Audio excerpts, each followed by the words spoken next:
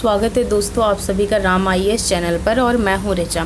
देखिए, मैंने आप लोगों को अभी तो नोटिफिकेशन बताया था, लेकिन मैं अभी और बता देती हूँ कि जैसे ये क्लास तो हमारी लाइव होने वाली थी, बट ये रिकॉर्डेड वीडियो में कर रही हूँ जो आप लोगों को 8 बजे मिल जाएगा। तो जैसे कल मैं लाइव आई थी, जैसा प्यार आप लोगों ने दिया था, आप लोगों ने आकर पढ़ा था, तो वैसे ही आप इस रिकॉर्डेड वीडियो को भी पढ़िएगा। और जो भी डाउट हो आप लोगों को तो वो आप कमेंट बॉक्स में करिएगा। और देखिए, अगर आप लोगों ने सब्सक्राइब नहीं किया है तो आप लोग चैनल को सब्सक्राइब कर लीजिए। यहाँ से आपको सारे नोटिफिकेशंस जो होंगे वो मिल जाएंगे। और आप हमारे टेलीग्राम से भी जुड़ सकते हैं, वहाँ हम आपको सभी नोट्स जो हैं और जो मैगज़ीन्स हैं वो सभी चीज़ें प्रोवाइड करवाते हैं। तो उसका टेलीग्राम का लिंक हम आपको डिस्क्रिप्शन में दे देंगे। तो आज का जो हमारा टॉपिक है, चलिए सबसे पहले हम थोड़ा सा ये डिस्कशन कर लेते हैं कि एनसीईआरटी जो हैं उन्हें हम रीड कैसे करें। कल जब मैंने आपसे ली थी क्लास तो मैंने आपको बताया था, थोड़ा आप लोगों को याद भी होगा कि मैंने क्या बताया था। मैंने बताया था आप लोगों की कि जो एनसीईआरटी है वो आप 6 to 10th जो एनसीईआरटी है वो आपके लिए पूरी रेलेवेंट नहीं है। जो मेन इम्पॉर्टेंट चीज़ें हैं उसे आपको अपने सब्जेक्ट के साथ लिंक करके पढ़ना है। तो हमें क्या है, इसको सेम वैसे ही पढ़ना है, लिंक करके सब्जेक्ट को। तो अगर हम पहले चैप्टर की बात करें तो पहले चैप्टर का नाम है क्या, कब, कहाँ और कैसे। यानी क्या चीज़ें घटित हुई, वो जो घटित हुई वो कब घटित हुई, और वो कब जो घटित हुई वो कहाँ हुई और फिर कैसे हुई। यही समस्याएं, यही चीज़ें हैं वो हमारे चैप्टर में हैं। 6th क्लास का चैप्टर है, बहुत ही बेसिक चैप्टर है। तो देखिए, ये क्या था, ये राशिदा का सवाल हमारे लिए इम्पॉर्टेंट नहीं है। इसमें जो जो चीज़ें मैं बताते जाऊंगी वही इम्पॉर्टेंट है। और 6th क्लास की एनसीईआरटी में सिर्फ आपको उतना ही पढ़ना है, उतने के ही नोट्स बनाने हैं। वैसे नोट्स मैं आप लोगों को प्रोवाइड करवा दूंगी जो इम्पॉर्टेंट नोट्स हैं। तो फिर नेक्स्ट टॉपिक है कैसे पता लगाएं।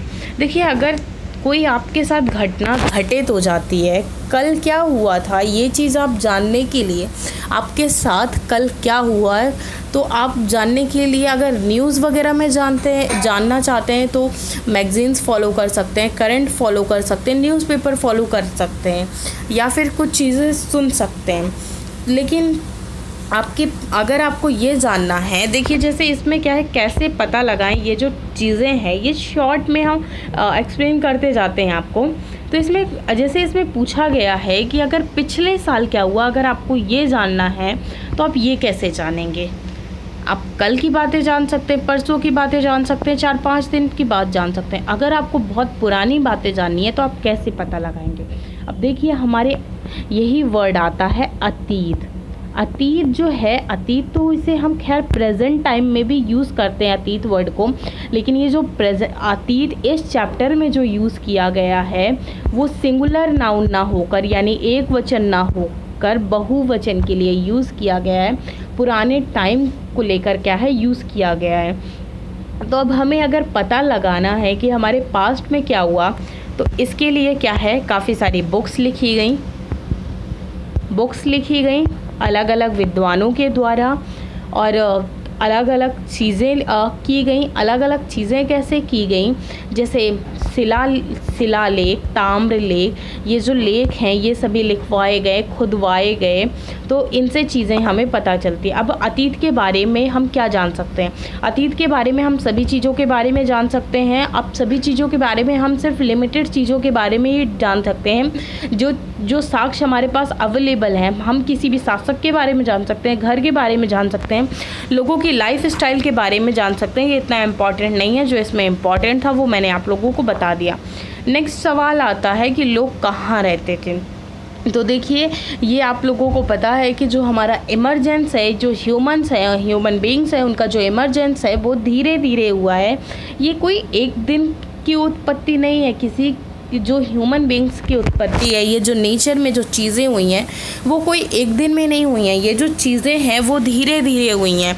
तो लाखों साल इसमें लगे हैं। लोग क्या करते थे, पहले जंगलों में रहते थे, बड़े बड़े जो जंगल्स हुआ करते थे उसमें रहते थे। भोजन को इकट्ठा करने के लिए वो पेड़ों की जड़ों, फलों पर क्या होते थे, डिपेंडेंट हुआ करते थे, वो बड़े बड़े जानवरों का क्या किया करते थे, शिकार किया करते थे। इसमें जो पहला चैप्टर है, इसमें कुछ जैसे ये जो मैप दिया गया है, ये आप लोगों की बुक में भी मैप है, और अगर आप लोग चाहें तो खरीद सकते हैं एनसीईआरटी, और अगर नहीं आप लोगों का बजट बन पा रहा है तो कोई बात नहीं, प्ले स्टोर में जाके आप एनसीईआरटी डालिएगा, वहाँ आपको एनसीईआरटी के ऐप मिल जाएंगे। खैर मैं आपको लास्ट में ये भी ऐप बता दूँगी कि आप लोगों को कौन सा ऐप डाउनलोड करना है, तो आप लोग जाके वहाँ से वो ऐप भी डाउनलोड कर सकते हैं। और बहुत सारे बच्चे हैं जिनके पास वो ऐप होगा भी। तो ये जैसे ये मैप है, अब इसमें क्या किया गया है, ये जगह जगह पे ये जो पर्पल है ना, ये क्या है, इसमें इसमें बच्चों के लिए है, आप लोगों के लिए खैर नहीं है। इसमें ये चीज़ें दिखाई गई हैं कि ये चीज़ें आपको पता लगानी है कि कब कब कैसे कैसे ये चीज़ें हुई। तो इसमें यही बताया गया कि कुछ ऐसे क्षेत्र भी हैं जहाँ लगभग क्या है 8000 साल पहले ही क्या है जो स्त्री पुरुष थे, उन्होंने क्या है गेहूं की फसल और जौ की फसल को करना स्टार्ट कर दिया था। उन्होंने क्या है जानवरों को पालना भी चालू कर दिया था, जैसे भेड़ बकरी और गाय बैल जैसे पशुओं को भी पालना स्टार्ट कर दिया था।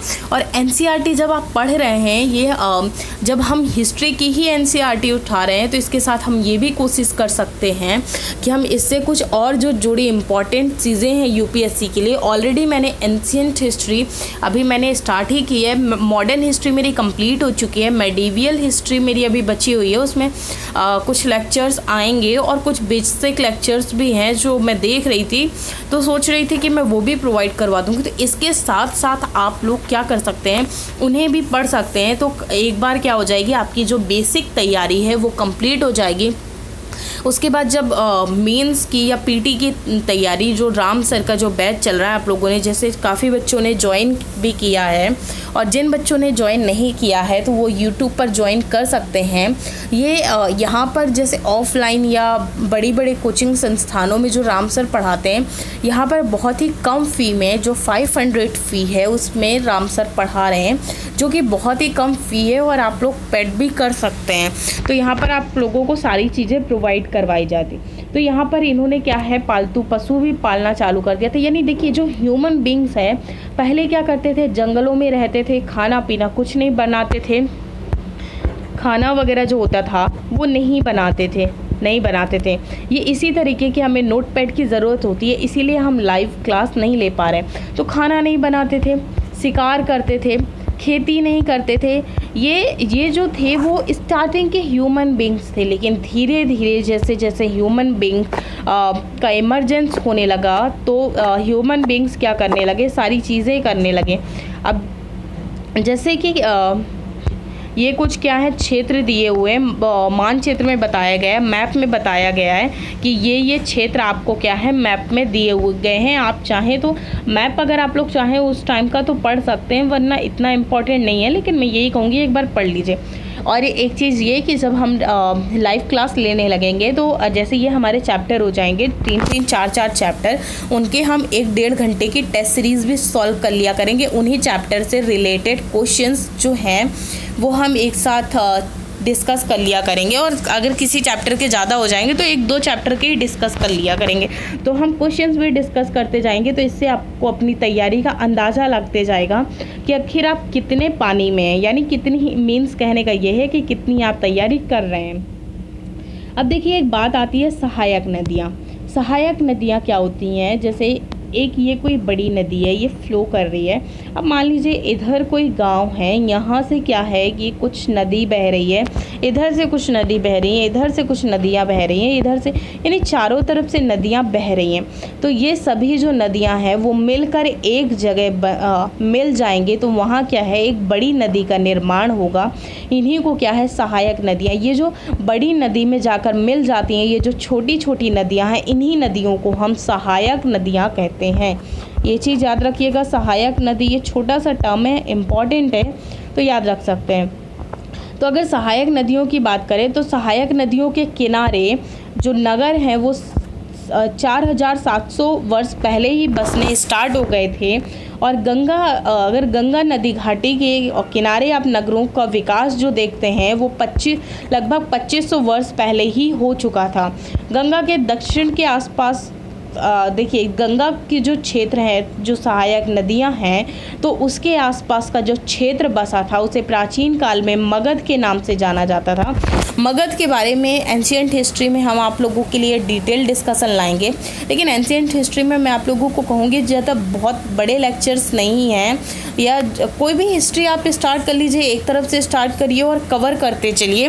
तो ये भी क्या है, आप लोगों के बेसिक का हिस्सा है। बहुत ही सिंपल लैंग्वेज में ईजी उसमें मैंने आपको क्या किया है, वो सारी चीज़ें प्रोवाइड करवाई हैं।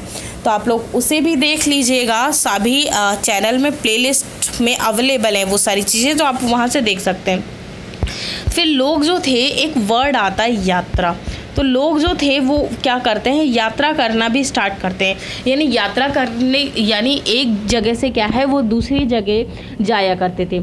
कभी प्राकृतिक आपदाओं के कारण जाते थे, कभी खाना की तलाश में जाते थे, कभी कोई वस्तु की अगर ज़रूरत पड़ जाती थी तो उसके लिए जाते थे। तो एक यात्रा वर्ड आता है। उसके बाद कुछ कभी कभी जो लोग, ये जो यात्राएं होती थी वो क्या होती थी, काफ़ी ज़्यादा डेंजरस होती थी। अब डेंजरस कैसे होती थी कि उस समय जो लोग थे उनके पास क्या होते थे, साधन नहीं होते थे ज़्यादा चीज़ों के। तो अगर कभी प्राकृतिक आपदाएं आ जाए, बड़े बड़े जंगल्स हुआ करते थे, तो इससे जो लोग थे उनके लिए क्या हो जाती थी, प्रॉब्लम्स हो जाती थी। लेकिन कुछ इसी कारण जब लोग जो थे इधर उधर घूमने जाने लगे तो उन्हें क्या है, न्यू चीज़ों का क्या होने लगा, इमरजेंस होने लगा। जैसे उन्होंने क्या है, यात्राओं के दौरान किन किन चीज़ों की खोज की, पहाड़ियाँ, पर्वत, समुद्र, अलग अलग प्राकृतिक उपमहाद्वीप, सीमा का क्या किया, इन्होंने निर्माण किया। ऊंचाइयाँ जो थी वो देख सकते थे। जो पारंपरिक चीज़ें थी उन सभी को ये लोग क्या कर सकते थे, देख सकते थे। उसके बाद इन्होंने क्या है, कई नए पत्थरों की क्या की, खोज की। धीरे धीरे ये चीज़ें जो थी वो ऐसे ही खोज हो रही थी। मैंने आपको स्टार्टिंग में ही बताया कि ये एक दिन में चीज़ें नहीं हो रही थी। उसके बाद अगर देश के नाम देखें तो अगर हम इंडिया की बात करें, अगर कोई इंडिया की बात करें कि इंडिया जो वर्ड है वो कहाँ से आया है, उसका नेम कैसे पड़ा, ये चीज़ आप लोगों के लिए जाननी ज़रूरी है। और ये टॉपिक जो है वो काफ़ी इम्पॉर्टेंट है, इसे ध्यान से सुनिएगा। तो इंडिया जो था, इंडिया को देखिए इंडिया नाम से जाना जाता है, भारत नाम से जाना जाता है, आर्यवर्त नाम से जाना जाता है। तो ये जो इंडिया है वो, इंडिया शब्द जो है, ये जो इंडिया वर्ड है वो इंडस वर्ड से निकला है, जिसका अगर संस्कृत में हम मीनिंग देखें तो सिंधु होता है। यानी इंडिया वर्ड जो है वो इंडस से निकला और इसे संस्कृत में क्या कहा जाता है, सिंधु कहा जाता है। और अगर आप बात करें 2500 वर्ष पूर्व की, तो उत्तर और पश्चिम से जो आने वाले ईरानी और यूनानी थे उन्होंने सिंधु को क्या कहा, हिंदोस और इंडोस कहा। क्या कहा, सिंधु को हिंदोस और इंडोस। किसने कहा, उत्तर पश्चिम की ओर से आने वाले ईरानी और यूनानियों ने। तो हिंदोस और इंडोस। और इस नदी के पूर्व में स्थित भूमि प्रदेश को क्या कहा, इंडिया कहा। तो इसमें जो भूमि प्रदेश हुआ करता था उसे क्या कहा, इंडिया कहा। और भारत नाम का, अगर भारत का नाम देखें, इंडिया का जो नेम है वो आपको समझ में आ गया होगा कि इंडस वर्ड से निकला है, जिसका संस्कृत में जो मीनिंग होता था वो सिंधु होता था। और अगर आप इसे उस नदी के उससे देखें तो इसका नाम इंडिया पड़ता है। उसके बाद हम भारत की अब बात कर लेते हैं कि भारत का नाम कैसे पड़ा। तो अगर हम भारत की बात करें तो उत्तर पश्चिम में रहने वाले लोग जो थे उनका एक समूह का क्या किया गया, उल्लेख किया गया है, भरत कबीला, जिसे भरत कबीला के नाम से जाना गया। तो भरत कबीला जो वर्ड है वो हमें उसमें संस्कृत की आरंभिक, यानी जो 3500 वर्ष पुरानी कृति ऋग्वेद है उसमें मिलता है, और इसी का प्रयोग बाद में होने लगा। यानी जो भारत है वो नाम जो है वो भरत कबीले से लिया गया है। और इस बात की पुष्टि हमें ऋग्वेद से मिलती है। ऋग्वेद जो है वो पहला और सबसे पुराना ग्रंथ है।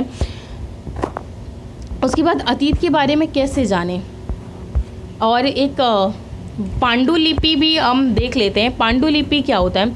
पांडुलिपि क्या होता है? पांडुलिपियाँ जो थी वो 1000 वर्ष पहले लिखी गई। ये पांडुलिपियाँ क्या होते थे? जो कोई विद्वान लोग होते थे वो क्या है लिखते थे, जो घटनाएं उस समय घटित हो रही थी तो उन्हें जो हाथ से लिखी गई कृतियाँ थी उन्हें क्या है पांडुलिपि कहा गया। और ये ताम्र पत्रों पर लिखी जाती थी। किताब इसमें क्या किया जाता था? किताब बनाने के लिए जो ताड़ के पत्ते हुए थे उन्हें काट कर अलग अलग हिस्सों में बांटा जाता था और फिर उन पर चीज़ें लिखी जाती थी। तो एक तरीका यही है कि इसमें क्या है, पांडुलिपि कही जाती थी। ये जो पुस्तकें जो हाथ से लिखी जाती थी, ये जो पुस्तकें होती थी वो हाथ से लिखी जाती थी, इसी कारण पांडुलिपि कहा गया। और अगर अंग्रेजी में आप पांडुलिपि देखते हैं तो वो क्या होता है? मैन्युस्क्रिप्ट होता है। जो मैन्युस्क्रिप्ट है वो लैटिन शब्द मैनु से निकला है, जिसका मीनिंग, मैनु का मीनिंग होता है हाथ से निकलना या हाथ से लिखा हुआ। और ये जो पांडुलिपियाँ थी वो हाथ से ही लिखी गई। और किस पर लिखी जाती थी? ताड़ के पत्रों पर लिखी जाती थी। ताड़ के पत्ते कहाँ पर उगते थे? ये हिमालय के क्षेत्र में, जो हिमालय का क्षेत्र था उस पर क्या है, भूर्ज नामक पेड़ की छाल पर क्या है उगा करते थे, जिसे क्या है एक तरीके से तैयार किया जाता था। और किस पर लिखी जाती थी? भोजपत्र पर लिखी जाती थी। ये एग्जाम्पल है, ऐसे आपको रामायण और महाभारत में भी ये मिल जाएंगी। ये इस टाइप से कृतियाँ जो हैं ये लिखी गई हैं। ये हमारी काफ़ी पुरानी कृतियाँ हैं। उसके बाद देखिए, ये हमारे पास जो साक्ष्य हैं वो पुराने समय में जो भी साक्ष्य लिए गए हैं, लिखे गए हैं, वो हमें पूरे नहीं अवेलेबल हो पाते हैं। क्यों नहीं अवेलेबल हो पाते हैं? कुछ क्या है कीड़ों ने खा लिए, मतलब जो जम्स वगैरह होते हैं उन्होंने खा लिए। कुछ क्या हैं गुम गई होंगी, क्योंकि ये जो बुक्स होती थी वो एक साथ, ऐसे पहले के टाइम पे तो बाइंडिंग सिस्टम चलता नहीं था कि जो सारे पेपर्स हैं आप उन्हें बाइंड करके रख लीजिए। जैसे आप यूपीएससी के नोट्स बनाते हैं तो एक स्पाइरल में बनाते हैं, तो आप क्या करते हैं, वो जो आपके पेजेस होते हैं वो सारे बाइंड होते हैं। अब जैसे मान लीजिए कभी कभी आप क्या करते हैं, सिंगल पेजेस में लिखते होंगे तो पेजेस क्या हो जाते हैं आपके, गुम जाते हैं। तो सेम आप इस चीज़ से ऐसे ही समझिए कि जो पांडुलिपियाँ थीं ये भी ऐसे ही लिखी गई। तो कुछ पेजेस जो थे इनके गुम गए, कुछ कीड़ों वगैरह ने खा लिए, क्योंकि पहले तो ऐसे हमारे पास डिब्बे वगैरह या कंटेनर तो हुआ नहीं करते थे कि हम उसमें डालकर रख लें। तो और कुछ पांडुलिपियाँ जो हमें मंदिरों और विहारों, यानी जो घूमने की प्लेसेस हैं उनसे भी प्राप्त होती हैं। कुछ हमें धार्मिक पुस्तकों में भी मिलती हैं। कुछ पुराने धार्मिक ग्रंथ हैं, हमें कुछ राजाओं की जीवनियाँ हैं। अब राजाओं की जीवनियों से कैसे मिलते हैं? जो बड़े बड़े राजा थे वो अब अपनी उपलब्धियों को बताने के लिए शिलालेख वगैरह, ये जो पत्थर वगैरह उन्हें खुदवाया करते थे, उनमें जो अपनी उपलब्धियां थी उनसे लिखवाते थे। साथ ही ये चीज़ें हमें महाकाव्य की कविताएं और नाटक भी हैं उनसे भी मिलते हैं। कई संस्कृत में ग्रंथ लिखे गए हैं उनसे भी मिलते हैं। और कुछ जो ग्रंथ है वो प्राकृत भाषा और तमिल भाषा में ही है। और प्राकृत भाषा का जो प्रयोग है वो कौन लोग करते थे? आम लोग करते थे। देखिए, इसमें दो सेक्ट बटे हुए थे, लोगों में दो सेक्ट बटे हुए थे। एक जो था वो उच्च वर्ग था। उच्च वर्ग में कौन आते थे? जैसे पंडित वगैरह आते थे, इन्हें काफ़ी सारी चीज़ों का बहुत ज़्यादा ज्ञान था। दूसरे वो लोग थे आम लोग। आम लोग जो थे वो ज़्यादा पढ़े लिखे नहीं थे, इन्हें ज़्यादा चीज़ें नहीं आती थी। तो ये जो लोग थे वो जो आम लोग थे वो प्राकृत भाषा का प्रयोग करते थे। और जो उच्च वर्ग जो था वो संस्कृत भाषा का प्रयोग करता था। और जो शासक हैं वो मैंने अभी आप लोगों को ऑलरेडी बता दिया कि इनके उसके आदेश पर ही जो शिलालेख वगैरह थे वो लिखवाए जाते थे, जिनसे हमें कुछ क्या है जानकारी मिलती है। राजाओं की जीवनियों के बारे में जानकारी मिलती हैं, उन्होंने कौन कौन से युद्ध लड़े, क्या चीज़ें थी, क्या एस्पेक्ट्स थे, उन सभी की हमें जानकारी मिलती हैं। इसके अलावा अतीत में काफ़ी सारी चीज़ें लाई गई और अतीत में जो चीज़ें घटित हुई, यानी अतीत में जो घटनाएं घटित हुई या जो चीज़ें हुई उनका जो अध्ययन करता है, यानी जो अतीत में घटनाएं घटित हुई उनके अध्ययन करने वाले व्यक्ति को क्या कहा जाता है? पुरातत्वविद कहा जाता है। और पुरातत्वविद जो होता है वो पत्थर और ईंट से बनी इमारतों के अवशेष, चित्रों तथा मूर्तियों का अध्ययन करता है और औजारों, हथियारों, बर्तनों, आभूषणों की भी क्या करता है, जानकारी इकट्ठा करता है। और सिक्कों के भी अब देखिए ये क्या है, ये कुछ इमेजेस हैं। ये एक ताम्रपत्र है और ये कृतियाँ हैं, सिक्के हैं। तो एक क्या है, पुराना चांदी का सिक्का है और दूसरा एक ताम्रपत्र है। तो चलिए ये बीच बीच में ये जो ताम्रपत्र, ये कुछ वस्तुएं जो होती थी वो कुछ पत्थर की, पक्की ईंटों की और धातु की बनी हुई होती थी, जो क्या है जल्दी नष्ट नहीं हुआ करती थी। इसमें जितनी चीज़ें मैं आप लोगों को बता रही हूँ उतनी आपको पढ़नी है, और अगर आप लोग इसे एक बार पढ़ लेते हैं तो उसके अलावा आपको इसमें कोई और इम्पॉर्टेंट चीज़ रह नहीं जाती जो आप लोगों को पढ़ना पड़ेगा। पुरातत्वविद जो थे वो मैंने आपको बताया कि ये सारी चीज़ों का क्या करते थे, अध्ययन करते थे। तो अगर आप किसी चीज़ का अध्ययन करना चाहते हैं तो उसके लिए आपको क्या है, उसकी बारीकियों पे जाना पड़ेगा। जो घटनाएं उस समय घटित हुई हैं, चीज़ों को आपको इकट्ठा करना पड़ेगा, तभी आप क्या कर सकते हैं, उसका अध्ययन कर सकते हैं। इसमें जो पुरातत्वविद होते हैं वो उन्हें सारी चीज़ें इकट्ठा करना होता है कि लोग पुराने समय में क्या खाते थे, कैसे जो फसल करते थे वो कैसे करते थे, उससे जो अनाज आता था उसे कैसे इकट्ठा करते थे, क्या कुछ बर्तन थे उनके, कैसे वो अपने लाइफ स्टाइल को जीते थे, क्या कपड़े पहनते थे, सारी चीज़ें उसमें आ जाती हैं। उसके बाद इतिहासकार जो हैं वो पांडुलिपियों, अभिलेखों और पुरातत्व को से जो जानकारियाँ उन्हें मिलती हैं, उसी शब्द को वो क्या है, इतिहासकार जो है वो उसके लिए स्रोत शब्द का प्रयोग करते हैं। स्रोत शब्द जो है वो क्या है, हमारे अतीत के बारे में बताता है, अतीत में जो घटनाएं घटित हुई हैं उनकी बात करता है। अब एक सवाल आता है कि अतीत हमारा एक है या अनेक है। तो अतीत जो शब्द है वो स्टार्टिंग में मैंने बताया था कि बहुवचन शब्द के लिए प्रयोग किया गया है। इसमें अलग अलग तथ्यों के बारे में बात की गई है, अलग अलग समूह थे जिनके बारे में बात की गई है, अलग अलग उदाहरण थे, जैसे पशुपालक थे, कृषक थे, राजाओं का जीवन था, रानियों, व्यापारियों, शिल्पकारियों, सभी का जो जीवन था वो बहुत भिन्न था। अब कोई राजा है, उसके पास तो सभी सुविधाएं होती हैं, तो उसकी जो लाइफ स्टाइल है वो अलग होगी। आम लोग जो हैं उनकी जो लाइफ स्टाइल है वो अलग होगी, क्योंकि उनके पास इतने ज़्यादा सोर्सेस नहीं होते। तो सभी की जो लाइफ स्टाइल थी वो अलग अलग थी, सभी के जो रीति रिवाज थे यानी जो संस्कृति थी वो भी अलग अलग थी। और अगर आज की हम बात करें तो जो अंडमान द्वीप है वहाँ के जो ज़्यादातर लोग हैं वो आज भी भोजन अपना मछलियाँ पकड़कर, शिकार करके और फल फूल करके करते हैं। उसी के अलावा आज भी हमारे इसमें कुछ जनजातियाँ पाई जाती हैं जो जंगलों में निवास करती हैं, जंगलों में रहती हैं, और उनकी जो लाइफ स्टाइल होती है वो शहरों से क्या होती है, बहुत ही ज़्यादा डिफरेंट होती है। तो आज भी हमें कुछ ऐसे एग्जाम्पल्स देखने को मिल जाएंगे। उसके बाद बात करें कि इसमें क्या, इसी के अतिरिक्त क्या थे, एक अन्य भेद भी था जिसमें क्या है, जो शासक थे वो अपनी उपलब्धियों का क्या करते थे, लेखा जोखा रखते थे। उसमें जो लड़ाइयाँ उनके द्वारा लड़ी जाती थी वो भी क्या होती थी, काफ़ी इम्पॉर्टेंट होती थी। उसके बाद तिथियों के मतलब के बारे में भी अगर हम बात करें तो अगर कोई तिथि के विषय में पूछे तो जैसे अगर आपकी कोई डेट ऑफ बर्थ पूछता है तो आप उससे डेट, मंथ, सारी चीज़ें, ईयर, सारी चीज़ें आप बताते हैं कि आपका बर्थ कब हुआ था। तो सेम वैसे ही हमने इसे हिस्ट्री को AD और BC ऐसे 2 पार्ट्स में बांटा हुआ है। तो इसमें कहने का मतलब ये है कि अगर हम किसी ईयर की गणना करना चाहते हैं तो ईसाई धर्म प्रवर्तन यानी ईसा मसीह के जन्म की तिथि से पहले की जाती है। तो इसमें जन्म की तिथि के बाद की गणना होती है और जन्म की तिथि के पहले की गणना होती है, जिसमें जो चीज़ें होती हैं उनका उल्लेख किया जाता है।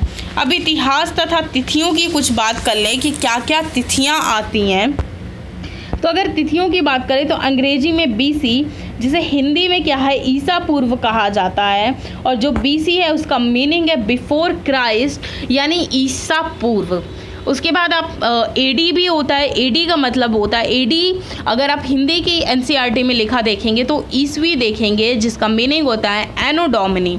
एनो डोमिनी जो है वो लैटिन दो लैटिन शब्दों से बना हुआ है, एक एनो और एक डोमिनी, जिसका जो मीनिंग होता है वो ईसा मसीह के जन्म के वर्ष से है। जब ईसा मसीह का जन्म हुआ था तो उस टाइम को हम एडी यूज़ करते हैं। कभी कभी एडी की जगह CI और BC भी आपको मिलता है, और उसके लिए क्या है, आप BCI का भी क्या है प्रयोग करते हैं। तो आपको कॉमन ईरा भी मिलेगा और बिफोर कॉमन ईरा भी मिलेगा, तो इनके जो मीनिंग होते हैं वो भी अलग अलग होते हैं। तो खैर इसमें जो मुझे जो लगता था कि इम्पॉर्टेंट चीज़ें थी वो इतनी थी। उसके बाद इसमें ये कुछ इमेजेस दी हुई हैं। देखिए ये जो पुराने टाइम में ये ऐसे यूज़ की जाती थी, ऐसे ये जो आकृतियाँ हैं वो बनाई गई हैं, तो इसमें वो यूज़ की गई हैं। उसके बाद मुझे जो लगता है कि मेरे हिसाब से इतनी चीज़ें इस चैप्टर में इम्पॉर्टेंट थी। बाकी अगर कोई और चीज़ें हों जो आप लोगों को जाननी हो, आप एक बार इसे रीड करिएगा, और अगर आप लोगों को कुछ और इम्पॉर्टेंट लगे या कोई डाउट लगे तो आप मुझे कमेंट बॉक्स में मैसेज कर सकते हैं।